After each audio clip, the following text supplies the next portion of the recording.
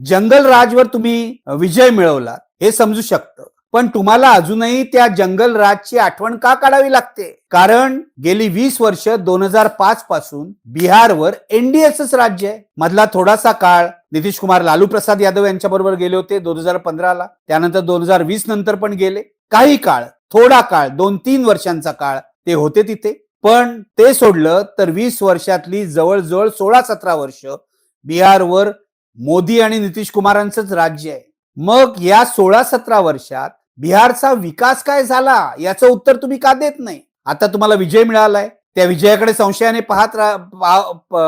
पाहतायत लोक, मतदार पाहतायत, विरोधक पाहतायत, अनेक जण टीकाही करतायत, राजकीय पक्ष टीका करतायत. पण या भाषणातून मोदींनी जे विकासाचं आश्वासन दिलं त्यातून असा प्रश्न निर्माण होतो की गेली 16-17 वर्ष तुम्ही काय केलं?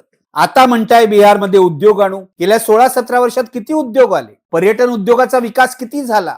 शिक्षणाचा विकास किती झाला? किती रस्ते तयार झाले? एका पाठोपाठ एक बिहारमध्ये पूल पडतायत, त्याची जबाबदारी कोण घेणार? म्हणजे नितीश कुमार 2005 ला पहिल्यांदा मुख्यमंत्री बनले, ते सुद्धा भाजपच्या मदतीने बनले. पहिली 5 वर्ष त्यांनी जी सत्ता राबवली, त्यांनी जो कारभार केला तो लोकांना आवडला होता.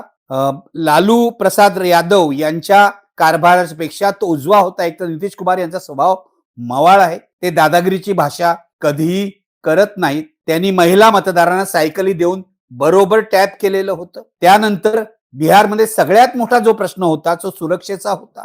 गुंडगिरी वाढली होती यादव मंडळींची, ती त्यांनी थांबवली पहिल्या 5 वर्षात. त्यामुळे 2010 ला एनडीएच्या 210 जागा निवडून आल्या.